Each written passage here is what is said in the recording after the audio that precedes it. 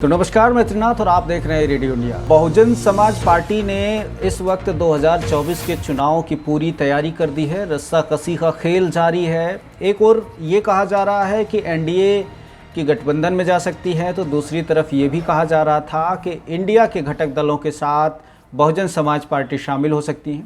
लेकिन बसपा सुप्रीमो मायावती ने उस वक्त इन तमाम अटकलों पर विराम लगा दिया जब उन्होंने ये कहा कि बहुजन समाज पार्टी अकेले चुनाव लड़ेगी। इस वक्त जो सबसे ज़्यादा हैरत में डालने वाली बात है वो ये है कि बहुजन समाज पार्टी अपने प्रत्याशियों की घोषणा क्यों नहीं कर रही है। इसके पीछे की पूरी वजह बताएंगे और क्या कुछ चल रहा है बहुजन समाज पार्टी के अंदर खाने, इसकी भी जानकारी देंगे। लेकिन उससे पहले अगर आप मैं यूट्यूब पर देख रहे हैं तो सब्सक्राइब कीजिए, फेसबुक पर देख रहे हैं तो फॉलो अवश्य कीजिए। बहुजन समाज पार्टी की राष्ट्रीय अध्यक्ष मायावती कहा जाता है कि एक ऐसी लेडी हैं जो कभी किसी के दबाव में राजनीति नहीं करती। वो कब क्या फैसला ले लें, ये एक विचारणीय प्रश्न रहता है। तमाम जो घटक दल हैं, तमाम जो सियासी पंडित हैं, वो उनके इस फैसले को कभी भी चुनौती नहीं दे पाते। सेम कंडीशन यहाँ पर भी हो रही है। 2019 में 19.03% के साथ बहुजन समाज पार्टी ने उत्तर प्रदेश में 10 सीटें जीती थी, जिनमें अंबेडकर नगर, बिजनौर, गाजीपुर, अमरोहा, घोसी, जौनपुर, लालगंज, नगीना, सहारनपुर और श्रावस्ती है। अब ऐसा कहा जा रहा है कि जो अंबेडकर नगर की सीट है, जहां से रितेश पांडे हाल ही में भारतीय जनता पार्टी में शिफ्ट हो गए, तो भारतीय जनता पार्टी ने उनको अंबेडकर नगर से भाजपा का कैंडिडेट बना दिया है।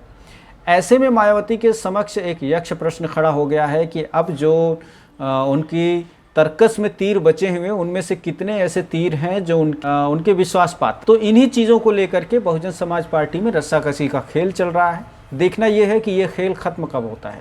क्या भारतीय जनता पार्टी के सभी कैंडिडेट्स की घोषणा होने के बाद ये खेल ख़त्म होगा, या फिर मायावती के दिमाग में कोई और चाल चल रही है। घोसी से अतुल राय हैं और अमरोहा से दानिश अली, जौनपुर से श्याम सिंह यादव और श्रावस्ती से राम शिरोमणि हैं, जिनको ये अफवाहों का दौर चल रहा था कि ये जो 4 सांसद हैं वो दूसरी पार्टियों के संपर्क में हैं और ऐसे में बहुजन समाज पार्टी को बड़ा झटका लगने वाला है।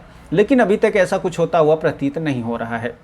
वहीं गाजीपुर के जो मेंबर ऑफ पार्लियामेंट है अफजाल, उनको समाजवादी पार्टी ने अपना प्रत्याशी बना दिया। इस तरह से जो 10 एमपी थे, उनमें से 2 एमपी तो अब बसपा को छोड़ चुके हैं, रितेश पांडे और अफजाल, और इसके अलावा जो 4 हैं वो दूसरी पार्टियों के संपर्क में बताए जा रहे हैं। ऐसी खबरें थी पिछले दिनों।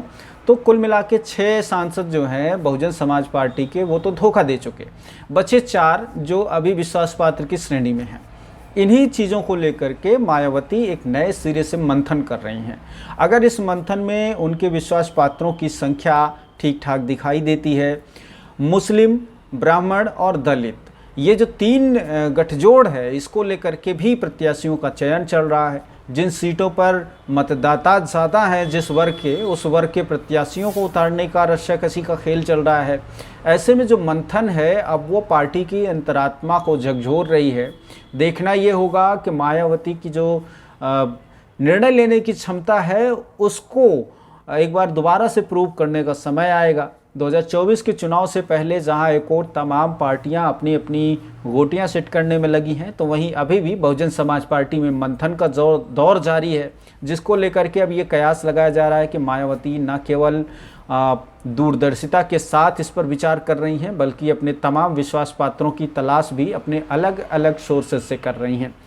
तो अब ये देखना होगा कि 2024 से पहले जो तमाम सीटों पर, जो 80 सीटों पर चुनाव लड़ने की बात की गई है उत्तर प्रदेश में मायावती के द्वारा, वो किन किन प्रत्याशियों को लेकर के चुनाव में आती हैं और किन किन प्रत्याशियों को लड़ाती हैं, और उसमें कितनी कामयाबी बहुजन समाज पार्टी को मिल पाती है।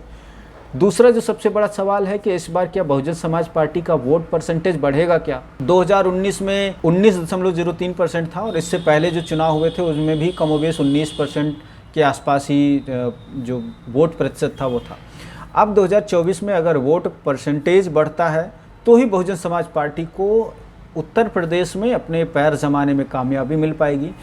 अन्यथा ये माना जाना तय है कि मोदी मैजिक और भारतीय जनता पार्टी के चक्रव्यूह में जो विपक्षी जिस तरह से फंसकर तिलमिला रहे हैं, ठीक उसी तरह से बहुजन समाज पार्टी भी उनकी पकड़ में आने वाली है। जहां एक और बहुजन समाज पार्टी ने यह घोषणा की थी कि अब वो अकेले चुनाव लड़ेंगी, वहीं पर अब उस निर्णय को लेकर के मायावती एक नए सिरे से मंथन कर रही हैं। और ऐसा अक्सर माना जा रहा है कि मायावती कभी अपने प्लान में फेल नहीं होती हैं, किसी कारणवश उसे बदल दिया जाए ये अलग बात है। तो 2024 के चुनाव में जो कुछ भी होगा हम सबके सामने हो। फिलहाल बहुजन समाज पार्टी में आंतरिक स्थिति पर बहुत बड़ा मंथन जारी है। देखना ये है कि अब मुस्लिम, दलित और ब्राह्मण का समीकरण बनाकर टिकटों का बंटवारा होगा, वो किस किस के हिस्से में जाता है।